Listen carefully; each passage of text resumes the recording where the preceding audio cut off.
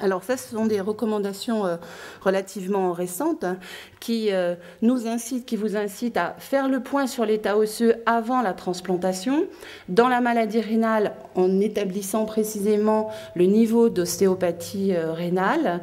Pour les patients ayant d'autres maladies chroniques, mais il faut savoir s'ils ont déjà une ostéoporose ou pas.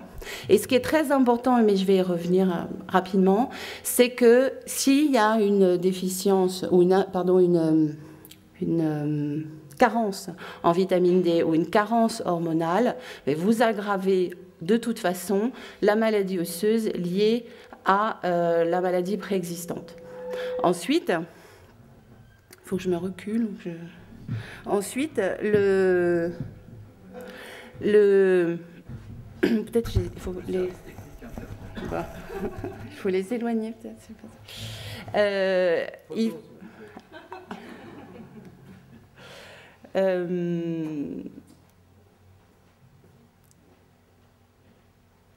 Le fait qu'on arrivera à la fracture sera la somme de l'utilisation des immunosuppresseurs.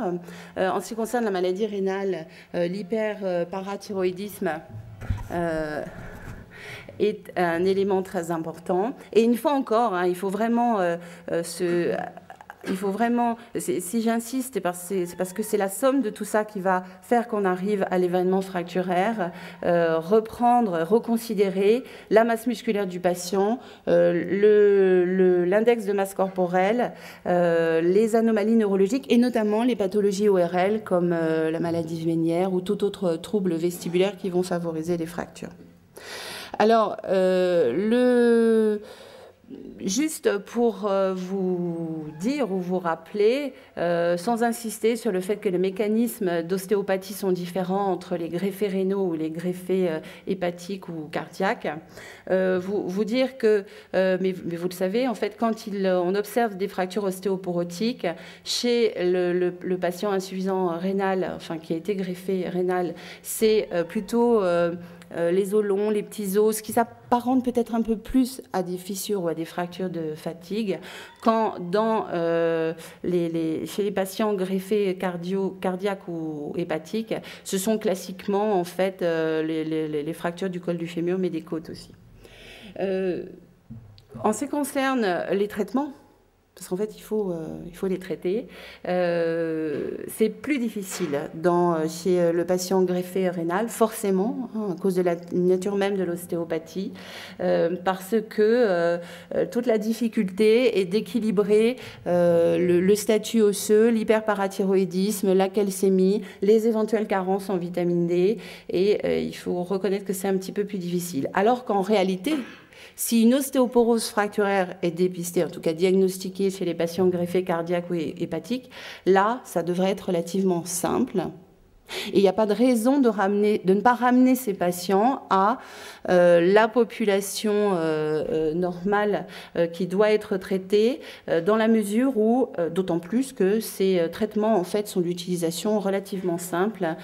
Si vous voulez, on en parlera. Bon, je ne vais pas revenir sur les facteurs de risque qui sont listés ici. Le tabac, on en a parlé. Le poids, pour nous, l'indice de masse corporelle à cibler, en tout cas à surveiller, c'est de ne pas être inférieur à 19, parce que c'est là qu'on observe une augmentation majeure des risques. Et également, vérifier en fait les taux de parathormone. Je vous ai déjà parlé de la vitamine D, mais surtout dans la maladie rénale, qui vont ensuite conditionner tout le statut osseux. Alors, si on devait définir en fait une diapositive pour orienter le traitement, je crois qu'on peut que recommander d'avoir une économie en corticoïdes. Donc là, on parle de long terme, on parle de long terme et d'effets osseux, parce que ça, on sait que c'est très délétère et de manière exponentielle. Favoriser l'exercice, parce que ce sont des recommandations générales en dehors de la transplantation.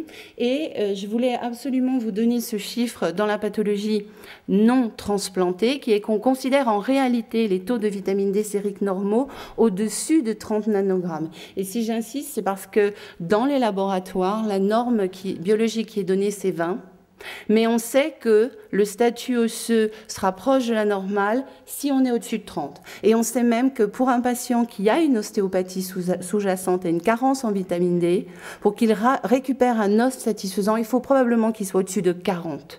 Donc ça, c'est quelque chose à dépister. Alors, il y a quelques travaux sur l'intérêt éventuel du calcium et de la vitamine D seul, en continu, c'est-à-dire 400 ou 800 unités de vitamine D en chronique. C'est pas très évident. Par contre, dépister la carence en vitamine D, la recharger et la traiter, ça c'est nécessaire. Donc ça c'est la prévention. Maintenant, s'il y a une fracture chez les transplantés non rénaux, ça devrait être facile. J'attire votre attention sur s'il y a plusieurs fractures. Dans le cadre de la population, des patients généraux non transplantés, le tériparatide, c'est-à-dire des toutes petites doses de parathormones, sont autorisées pour les patients ayant plus de 2 fractures et soumis à une corticothérapie importante, c'est-à-dire plus de 7,5 mg de cortencil pendant plus de 3 mois, d'équivalent prédnisone, qui vont donner une ostéoporose fracturaire.